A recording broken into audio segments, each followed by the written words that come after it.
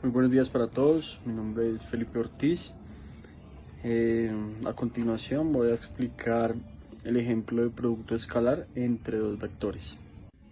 Para la determinación aritmética del producto escalar tenemos inicialmente los valores de los dos vectores, entonces decimos que tenemos el vector A con las componentes de 10 en X, 8 en Y, 6 en Z, y el vector B con componente 9 en X, 5 en Y y 2 en Z. De acuerdo con la definición de producto punto producto escalar, tenemos que el producto punto entre A y B va a ser igual al módulo del vector A por el módulo del vector B por el coseno del ángulo. De acuerdo con esto procedemos a hallar los módulos de cada vector. Como podemos observar, el módulo del vector A va a ser igual a cada uno de los componentes de cada uno de los ejes, es decir, el componente X al cuadrado, componente Y al cuadrado, componente Z al cuadrado. De esta forma nos queda raíz cuadrada de 10 al cuadrado, que es el componente X, más 8 al cuadrado, que es el componente Y, más 6 al cuadrado, que es el componente en Z. La raíz cuadrada de todos esos términos elevados al cuadrado y sumados nos da un valor de 14.4. Para el módulo del vector B, entonces tenemos la misma forma, que va a ser igual a la raíz de cada uno de los términos de los componentes elevados al cuadrado. Entonces tenemos raíz cuadrada de 9, que es el componente en X al cuadrado, más 5 elevado al cuadrado, que es el componente en Y, más 2 elevado al cuadrado, que es el componente en Z. El resultado aritmético de esa raíz cuadrada nos da 110.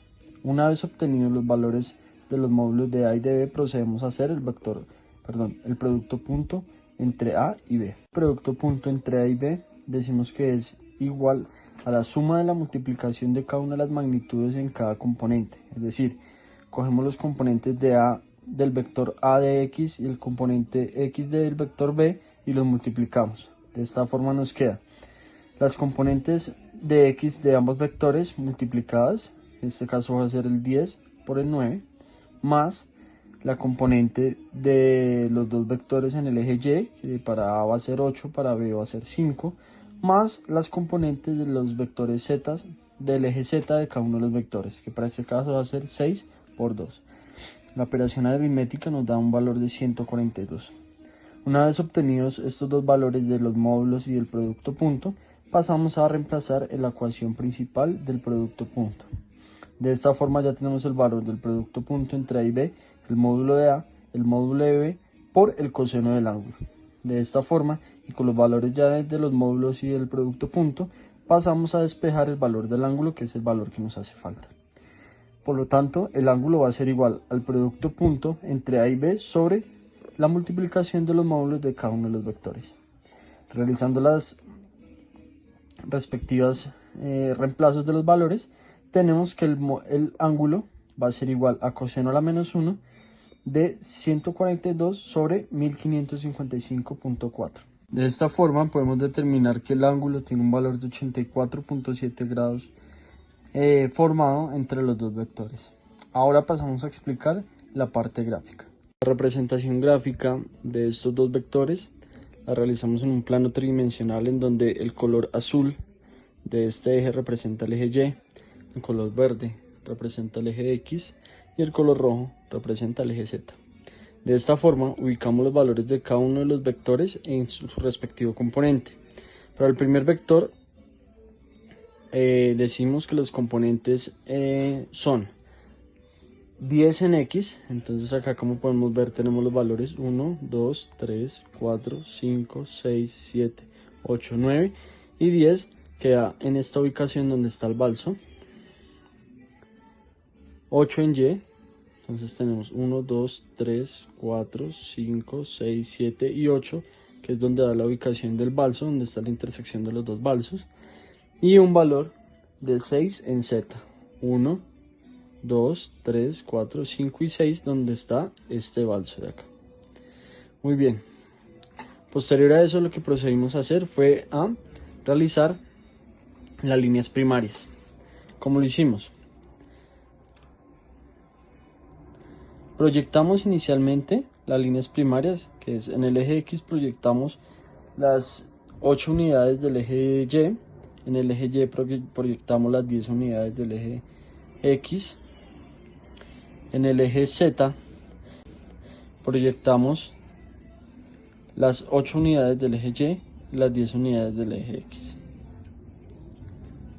De esta forma procedimos allá a colocar los planos paralelos y nos queda la figura representada por los balsos, es decir, este cubo hecho con balsos. Por lo tanto, el vector resultante va a ser el que nace del origen, es decir, del 0.0 hasta la esquina de este vector, donde está el chinche azul, ya que ahí es donde está representado las componentes de los tres ejes X, Y y Z.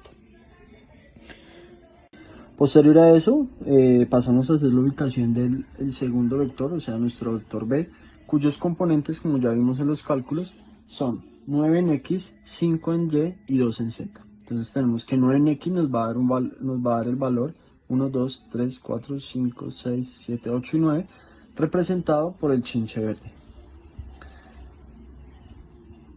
En Y tenemos que son 5 unidades, 1, 2, 3, 4 y 5, nos da donde está el chinche azul, si lo logran ver, y 2 en el eje Z donde está el chinche naranja.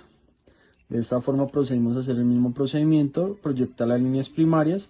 En el eje X proyectamos las 9 unidades del eje X, las 2 unidades del eje Z.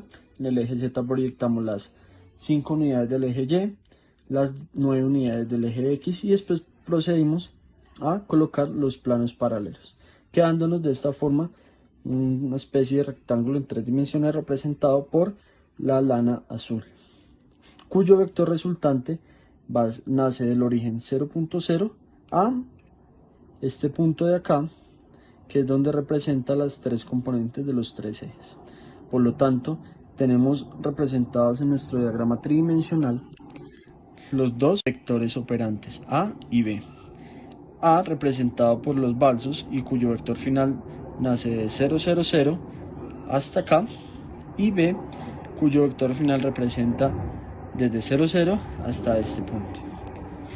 Como pudimos observar en los cálculos, el ángulo obtenido entre el producto punto y los módulos de cada uno de los vectores nos da un ángulo de 84.7 grados. Ese ángulo es el formado por estos dos vectores, es decir, que este ángulo que se forma entre estos dos vectores está representado por esos 84.7 grados. De esta forma obtenemos la representación gráfica y en 3 dimensiones de nuestra operación de producto escalar o producto punto entre dos vectores. Muchísimas gracias y gracias por su atención. Bueno, y aquí podemos observar una representación gráfica de un plano cartesiano de 3 dimensiones. Podemos observar el eje X positivo, X negativo, Y positivo, Y negativo. Podemos observar el eje Z y el eje Z negativo. En esta parte podemos observar la representación gráfica de los vectores del anterior ejercicio. El primer vector nos indicaba que tenía componentes 5, 2 y 3 en el eje Z. Podemos observar cómo corrimos 5 espacios en el eje X, subimos 2 espacios en el eje Y finalmente graficamos el eje Z. Desde este punto graficamos el segundo vector, el cual nos indicaba que tenía componentes 1, 6, 1. Tengan en cuenta que vamos a hacer una resta. Entonces el vector lo que nos va a cambiar es el sentido. Ya no va a ser 1 positivo, sino va a ser 1 negativo. Procedemos a graficar el 6, ya no va a ser 6 positivo, sino va a ser 6 negativo. Y finalmente 1 en Z, el cual será Z positivo. Tenemos los dos vectores graficados. Y finalmente tenemos la resultante. La resultante, recuerden que tenemos como componentes 4, menos 4 y 2.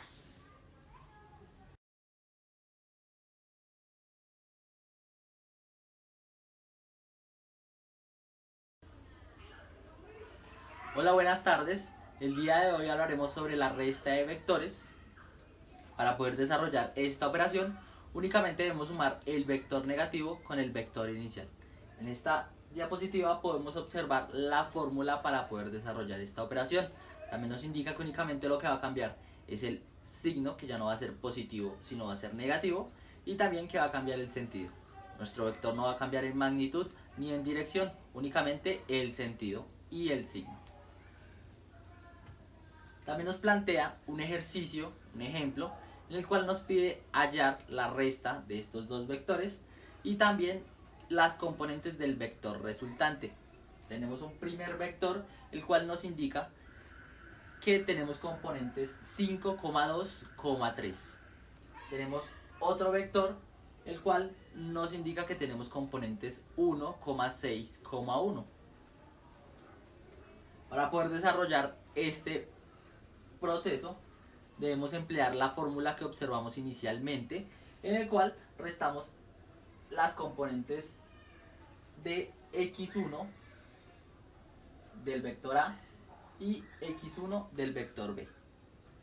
Restamos la componente y1 menos y2 y la última componente z1 menos z2, el cual nos va a dar la resta, que a la vez también son los componentes del vector resultante.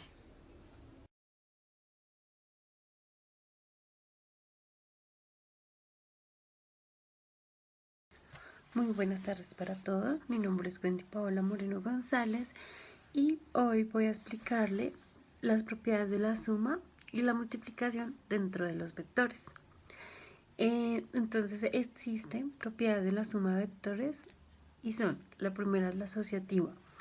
La asociativa establece que cuando se suman 3 o más vectores, el resultado de la suma siempre es el mismo, sin importar el agrupamiento. La conmutativa, esta propiedad establece que el orden de los sumandos no altera el resultado. El elemento neutro es otra de las propiedades. Esta propiedad establece que existe un valor que actúa como elemento nulo cuando cualquier vector se suma con él. El resultado es el mismo vector original. En cuanto a las propiedades de la multiplicación de un vector por un escalar n es otro vector cuyo módulo será n. Si n es positivo, el vector producto tendrá el mismo sentido.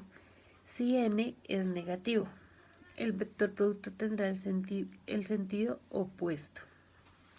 Diferente a lo anterior es el producto escalar de dos vectores. Buenas noches para todos. En esta oportunidad les voy a presentar un plano cartesiano a escala.